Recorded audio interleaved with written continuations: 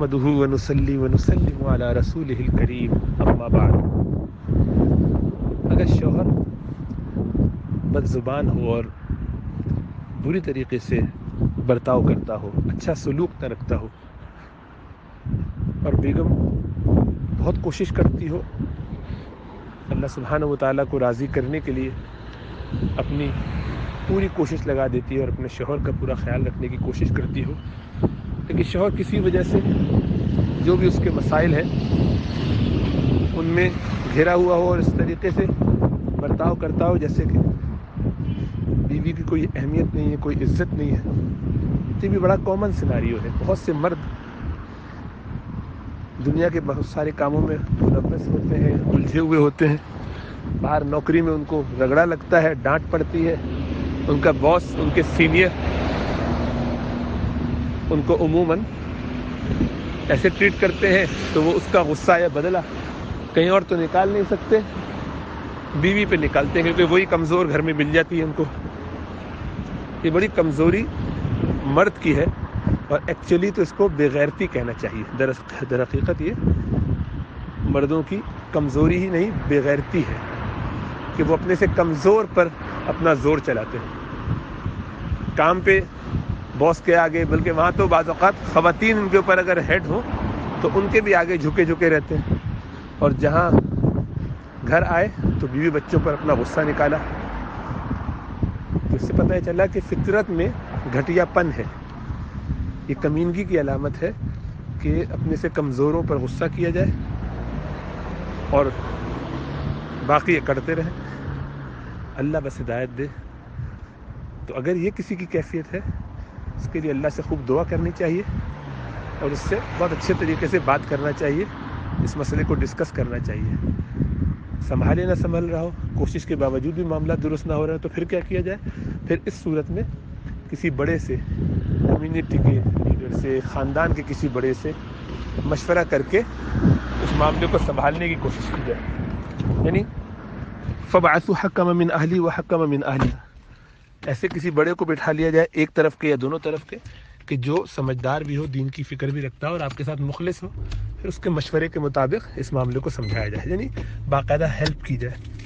کبھی کبھی ایسا ہوتا ہے کہ وہ مرد یہ کام اس لیے کر رہا ہوتا ہے کہ وہ بہت پریشانی میں ہے، اور اس پریشانی کا اظہار وہ آپ سے نہیں کر پاتا، بلکہ کھل کے کچھ کہتا ہے تو اس میں بھی پریشانی اس کو یہ ہوتی ہے کہ میں کہوں تو اس کے نتیجے میں مجھے اور سننا پڑے گی.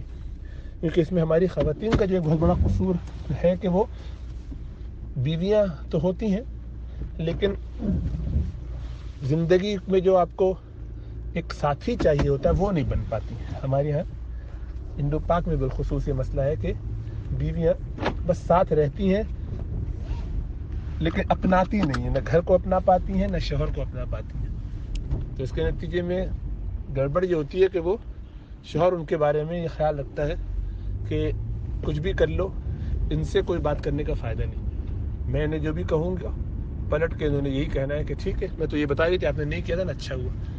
ایک تو جتائیں گی، پچھلی باتوں پر تانے دیں گی، میں ایسے کہتی تھی ایسا کر لیا ہوتا تو صحیح ہوتا، نہیں کیا نا، اور مانو اپنی اماں کی بات، اور مانو فلاں کی بات، اور کرو یوں اور یوں کرو، ہماری تو بات تمہیں سمجھی نہیں تھی، اب جوتے کھاؤ.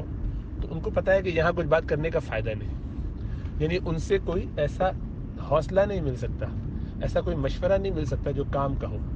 بعض اوقات تو یہ ہوتا ہے کہ خواتین پڑھی لکھی نہیں ہوتی یا اس فیلڈ کو نہیں جانتی ہوتی، وہاں تو سمجھ میں آتا ہے، لیکن نہیں، بڑی سمجھدار قسم کی لوگ اسی فیلڈ کی بھی خواتین ہوتی ہیں، تب بھی شوہر ان سے مشورہ نہیں کرتے. اور اصل جڑ جو ہے وہ ظاہری بات ہے وہ تو یہی ہے کہ ہمارا اللہ سے تعلق مضبوط نہیں ہے، تو اللہ سبحانہ وتعالیٰ ہمیں مختلف طریقے سے آزمائش میں ڈالتے ہیں، تو مردوں عورتوں دونوں کی طرف مشکلات پریشانیاں آتی ہیں، دونوں بھگتتے رہتے ہیں. لیکن اسباب کے درجے میں سب سے بڑی وجہ یہ ہے کہ میاں بیوی کے درمیان کمیونیکیشن نہیں ہوتی، ڈسکشن نہیں ہوتا. ڈسکشن خالی اتنا ہوتا ہے کہ میاں اپنی جو بھی کیفیت ہے اس کا کوئی تذکرہ کر دے، کہیں جانا ہے، کہیں کام کرنا ہے اس کی اطلاع کر دے، جاب ختم ہو گئی ہے یا نئی جاب کا انٹرویو ہے تو اس کی اطلاع کر دے، کہیں سفر پہ نکلنا ہے تو اس کا بتا دے، کوئی آفس کا کام ہے تو یہ بتا دے، کچھ چاہیے تو یہ بتا دے، کچھ کھانا ہے تو بتا دے، بس. عورت بھی اسی طرح سے اس کو جو سودا وغیرہ چاہیے وہ بتاتی رہے، جب اس کا کوئی اور تقاضا ہو وہ بتا دے، شاپنگ کے لیے جانا ہے بتا دے، بچوں کا کوئی کام ہے مسئلہ آ گیا وہ بتا دے، بس. کل آپس کی باتیں یہ ہوتی ہیں. پیار محبت سے ایک دوسرے کی دل کی بات کرنا وہ ممکن ہی نہیں رہا، ختم ہو گیا بالکل. اس میں بھی پتہ ہے کہ اگر یہ بات کی بھی تو اگلے نے اس کو کسی طرح آپ کے خلاف ہی استعمال کرنا ہے. تو دونوں اس میں یہ باتیں اپنے دوستوں سے باہر، بلکہ بعض اوقات غیر مسلم دوستوں سے بھی کر لیتے ہیں، بیوی سے نہیں کر سکتے. کیونکہ یہاں کریں گے تو تانے ملیں گے، یہاں کریں گے تو انہوں نے پوری دنیا میں ڈھنڈورا پیٹ دینا ہے. ابھی میرے اماں ابا کو پھر ان سب کو سنانی ہے، جہاں جہاں جو مل جائے اس سے کہانیاں سنائیں گے. تو فائدہ نہیں ہے اس سے بات کرنے کا. تو یہ جو امیج بہت شروع میں بن جاتا ہے شادی کے چند مہینوں سال کے اندر، تو پھر میاں بیوی ایک دوسرے سے بس تعلق واجبی سا رکھتے ہیں، مجبوری کی حد تک رکھتے ہیں، ان کے دل نہیں ملتے. ان کی کیفیت وہی والی ہو جاتی ہے کہ اب کیا ساتھ چل تو رہے ہیں لیکن آپس میں دل ملے ہوئے نہیں ہیں. دریا کے دو کنارے کی طرح ساتھ چل رہے ہیں، ریل کی دو پٹریوں کی طرح اس طرح چل رہے ہیں کہ ساتھ ساتھ سفر تو چل رہا ہے لیکن آپس میں ملاقات کی کوئی کیفیت نہیں ہے. دلوں میں کوئی محبت انس تعلق نہیں رہ گیا ہے، ایک دوسرے کی عزت نہیں رہ گئی ہے. پہلے تو اتنا ہی ہوتا تھا کہ ایک دوسرے کو برا بھلا کہتے تھے، اب تو حال یہ ہے کہ ایک دوسرے کے اماں ابا کو بھی نہیں چھوڑتے، ان کے گھر والوں کو بھی نہیں چھوڑتے. پرانی باتوں پہ تذکرے، انہی چیزوں کو یاد کر کے جب بات ہوئی تو پرانی بات لے کے آ جاتے ہیں. تو یہ سب تو اصل میں سمٹم ہے ہمارے تعلق مع اللہ کے نہ ہونے کی وجہ سے. ہم اپنے جھنجھلاٹ پھر ایک دوسرے پر نکالتے ہیں اور چیزوں کو آبجیکٹیولی دیکھ نہیں سکتے. اسی لیے اس طرح عورتوں کے ساتھ مرد گڑبڑی کرتے ہیں، مردوں کے ساتھ عورتیں گڑبڑی کرتی ہیں، تو دونوں طرف میں مسائل چلتے رہتے ہیں. اور یہ ایسے ہی رہے گا، صحیح نہیں ہو سکتا. یہ اس کا کوئی حل نہیں ہے. حل صرف اس کا ایک ہے جو ہم کرنا نہیں چاہتے، اور یہ کہ ہم تقویٰ پہ آ جائیں، اللہ سے اپنا تعلق درست کر لیں. ہر مسئلے کا صرف ایک ہی حل ہے. اللہ سبحانہ و تعالیٰ فرماتے ہیں وَمَن يَتَّقِ اللَّهَ يَجْعَلْ لَهُ مَخْرَجًا، جو تقویٰ اختیار کرے گا ہم اس کے لیے نکلنے کی جگہ بنا دیں گے. ہم اس کے لیے نکلنے کی، جہاں سے وہ پھنس گیا ہے اس میں سے نکالنے کے لیے راستہ کھول دیں گے. وَيَرْزُقْهُ مِنْ حَيْثُ لَا يَحْتَسِبُ، اور اس کو ایسی جگہ سے دیں گے، ایسی جگہ سے اس کو نوازیں گے جہاں سے اس نے گمان بھی نہیں کیا ہوگا. پھر اللہ فرماتے ہیں وَمَن يَتَّقِ اللَّهَ يَجْعَلْ لَهُ مِنْ أَمْرِهِ يُسْرًا، جو اللہ سے تقویٰ کے ساتھ رہے گا، گناہ چھوڑ کر فرائض اور ذمہ داریوں کو پورا کر کے رہے گا، اپنے آپ کو بچا کے چلے گا، ہم اس کے لیے ہر معاملے میں آسانی، ہر پریشانی کو آسان کر دیں گے، ہر مشکل کو آسان کر دیں گے. پھر اللہ فرماتے ہیں وَمَن يَتَّقِ اللَّهَ يَجْعَلْ لَهُ وَمَن يَتَّقِ اللَّهَ يُكَفِّرْ عَنْهُ سَيِّئَاتِهِ وَيُعْظِمْ لَهُ أَجْرًا. یہ آخرت کا معاملہ بھی اس کا سنوار دیں گے، دنیا کے گناہ بھی اس کے معاف ہو جائیں گے اور آخرت میں بھی اس کے لیے اچھا ٹھکانے کا بندوبست ہو جائے گا. پھر فرماتے ہیں کہ يَجْعَلْ لَهُ فُرْقَانًا، اللہ سبحانہ وتعالیٰ اس کے لیے کسوٹی معیار مقرر کر دیں گے، اس کو کسوٹی سکھا دیں گے، اس کو حق و باطل میں، صحیح اور غلط میں چیزیں سمجھ میں آنے لگے گی، اس کو ہر چیز دکھائی دینے لگے گی کہ کیا کرنا ہے کیا نہیں کرنا، کس سچویشن کو ڈیل کیسے کرنا ہے، اس کو سمجھ میں آنے لگے گا.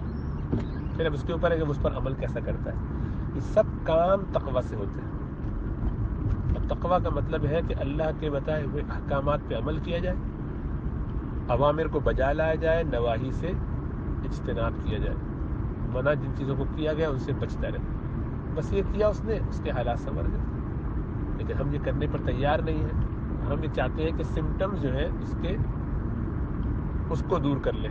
مثلا ہمیں شوہر بدسلوکی کرتا ہے تو بدسلوکی کا علاج کر لیں، شوہر پیسے نہیں دیتا تو اس کا علاج کر لیں، شوہر التفات نہیں کرتا، اس کا دماغ کسی اور چکروں میں رہتا ہے، خیال نہیں کرتا، اس لحاظ سے دل جوئی نہیں کرتا تو اس کا علاج کر لیں. تو اس طرح کہ ہم آہستہ آہستہ ٹائم نہیں دیتا اس کا علاج کر لیں. تو مختلف سمٹمز پکڑتے ہیں اور ہر سمٹم کا علاج ڈھونڈنے کی کوشش کرتے ہیں. تو ایک صحیح کرتے دوسرے والا گڑبڑ ہو جاتا ہے. یہ طریقہ نہیں ہے. جڑ سے علاج کرنا چاہیے. اصل وجہ کیا ہے ان سب کے پیچھے ہوا کیا ہے. اللہ فرماتے ہیں من اعرض عن ذکری فإن له معیشا ضنکا، کہ جو میری یاد سے منہ موڑے گا میں اس کی زندگی کو تنگ کر دوں گا. ہماری زندگیاں تنگ ہو کے رہ گئی ہیں، پریشانی میں مبتلا ہو گئے ہیں. ہر شخص پہ، اب تو چھوٹے بچے پریشان ہو رہے ہیں. وہ چھوٹے بچے جنہیں کبھی اسٹریس ٹینشن پریشانی ہوتی نہیں تھی، وہ بھی اب چھوٹی چھوٹی عمروں میں اسٹریس لے کے بیٹھے ہوئے، انہیں فکر لاحق ہو گئی ہے، ہمارا یہ کیا ہوگا، اس کا کیا ہوگا، ہم ایسے کب کریں گے، اس کا کیا ہوگا۔ وہ بچے کہ جن کو کبھی اس تصور نہیں کرنا چاہیے، انہیں اب یہ فکر ہے کہ میں اپنی پڑھائی کیسے مکمل کر پاؤں گا، میرے ابا کے پاس اگر پیسے نہ ہوئے تو میں فیس کہاں سے دوں گا۔ تو ہم نے فکروں میں اپنے آپ کو الجھایا ہے، اور وہ اس لیے کہ ہم نے اپنے رب سے تعلق کو کمزور کر لیا ہے۔ اور رب سے تعلق کا کل مطلب ہم نے یہ سمجھا ہے کہ بس میں 5 وقت کی نمازیں پڑھ لیتا ہوں یا پڑھ لیتی ہوں، رمضان آتے تو روزے رکھ لیتے ہیں، تھوڑی بہت چیریٹی کر لیتے ہیں، ادھر ادھر زکوٰۃ دے دی، اور کے جان لیں گے کہ نعوذ باللہ۔ اس سب کے ساتھ گناہ کو چھوڑنا بہت ضروری ہے۔ گناہ تو معلوم ہی نہیں کہ گناہ کہتے کس کو ہمیں۔ گناہ تو ہمارے نزدیک بس قتل کرنا، سور کا گوشت کھانا، شراب پینا، زنا کرنا، یہ موٹے موٹے چند گناہ ہیں، چوری ڈاکہ، اور ہمیں یقین ہے کہ ہم وہ نہیں کرتے، اور الحمدللہ نہیں کرتے، اللہ نے بچایا ہوا برے اعمال سے، تو ہمیں لگتا ہے کہ ہم تو بالکل فرشتہ صفت ہیں۔ تو جن گناہوں کی طرف نظر جانی چاہیے وہاں جاتی نہیں، شیطان ایسا دھوکے میں رکھتا ہے کہ ساری توجہ ان گناہوں پر ہوتی ہے، اور جو اصلی گناہ ہیں جن کی وجہ سے مسائل پیدا ہوتے ہیں، کیونکہ یہ گناہ تو الحمدللہ آسان ہے چھوڑنا۔ سور کھانے کا دل کس کا چاہتا ہے؟ شراب کا ذوق کس کو؟ اتنی بدمزہ چیز کا کہاں دل چاہتا ہے؟ مسلمانوں میں یہ چیزیں ہیں، قتل و غارت گری کرنے کے لیے تو بہت مرا ہوا دل ہونا چاہیے، سڑا ہوا دل ہونا چاہیے، دوسرے کے مال پہ ایسے نظر رکھ لیں، اس کے لیے دل گردہ بھی چاہیے، جان بھی چاہیے، تو سب بھی آسان نہیں ہے۔ تو ان میں سے کسی چیز میں تو دل ہی نہیں لگتا تو وہ کیا کرتے، اس لیے اکثر امت کرتی نہیں۔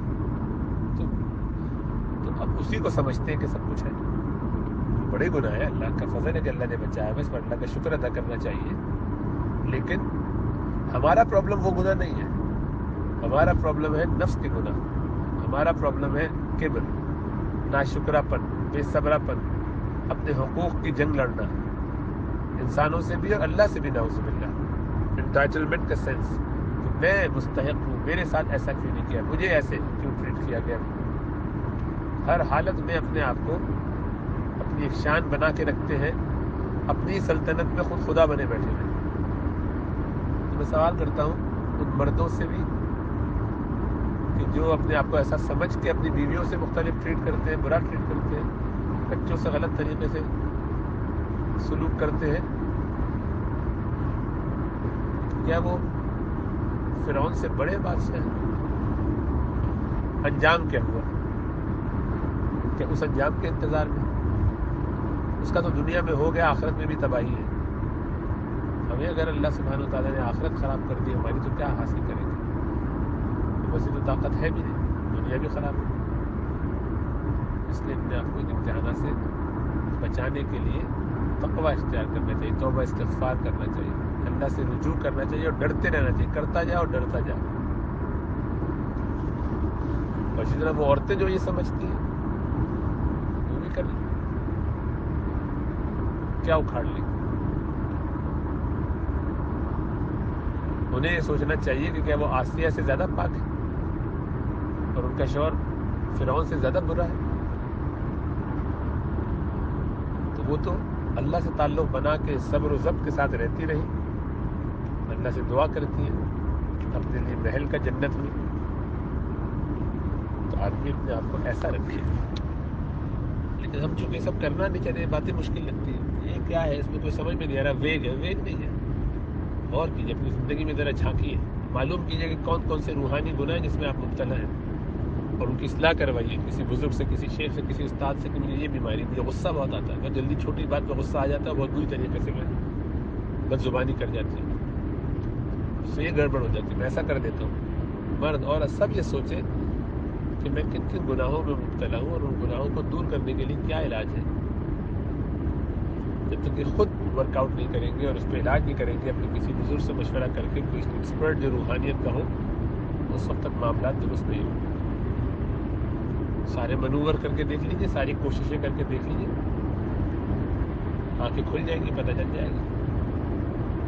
اللہ سب کو توفیق دے، ہدایت دے، دین پر رکھے.